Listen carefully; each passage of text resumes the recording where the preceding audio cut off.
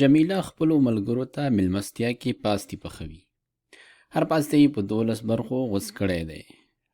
ښه، جمیله غواړي چې دومره پاستي ولري چې هره میلمنه یې 4 برخې وخوري.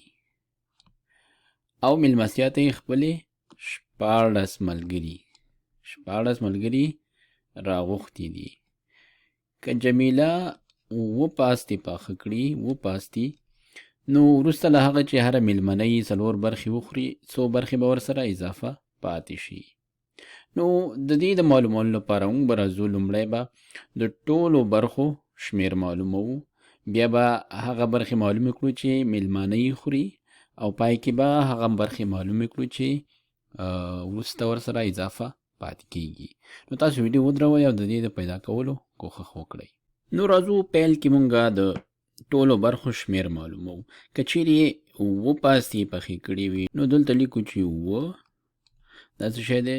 دا دی د پاستو شمیر. او که چیرې په هر یو پاستي کې 12 برخې وي، نو دا به مونږه په 12 کې ضربوو. 12 دا 12 څه شی دی؟ دا دی په هر پاستي کې برخې. دا چې سره ضرب کو 12 په کې مساوي کیږي له 4 سره. نو 4 موږ سره ټولې برخې شوي، ټولې برخې.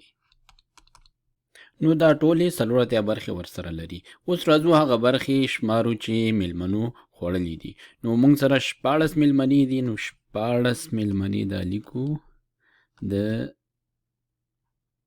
میلمنو شمیر. او هر میلمنه 100 برخې خوري، 4 برخې. دا به راخلو ضرب 4 به یې کوو. 4 دا شوې د هرې میلمنې برخې. نو دا چې سره ضرب کو، دا به مساوي شي 4 ضرب 14 مساوي کیږي له 4 شپېتو سره. نو 4 شپېته څه شی دی؟ خوړل شوي برخې.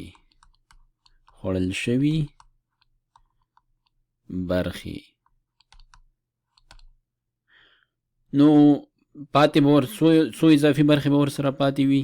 نو که چیرې په پیل کې 4 برخې وي او 4 شپېته ترېنه وخوړل شوې، نو 4 منفي 4 شپېته دا مساوي کیږي له 20 سره.